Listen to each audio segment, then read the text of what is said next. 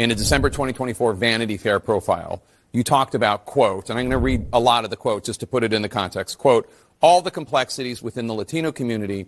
The immigration thing has always been something that has perplexed me about this community. It's basically like, I fought to get here, but I left y'all where I left y'all, and I want no more y'all to come here. If I wanted to be with y'all, I would stay with y'all, but I don't want y'all coming to my new home. It almost reminds me of what people would talk about when they would talk about kind of like slave mentality and the hate that some slaves would have for themselves. It's almost like a slave mentality that they have. Now, about the time that that was published last year, around 1 million Latino voters in Texas were voting for Trump.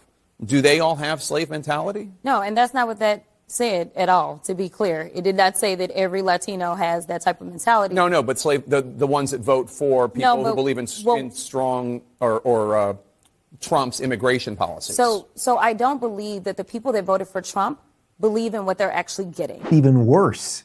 Because if your answer is they don't believe that they're getting what they think they're getting, that you're basically saying they're effing retards, right? Like, so that's even worse than saying they have a slave mentality. But there's also something funny about having Jake Tapper say y'all 17 times. But lady, you meant what you said. You meant what you said. And the irony, of course, of what you said is that many Latinos are Republicans right now, because guess what? Not all Latinos came here illegally. Many millions of Latinos from various countries came here legally. And often, particularly in Texas, in the border towns, they vote Republican because they came here legally, and while they may have an affinity to someone else who's coming from Mexico or Guatemala or somewhere, they may have some cultural affinity towards them. If they came legally and then they just see this person showing up and getting benefits and and getting in before their own family was able to get in all those things, they're pissed, and they're rightfully pissed, and they're Americans, and in some sense, they're more American than you are.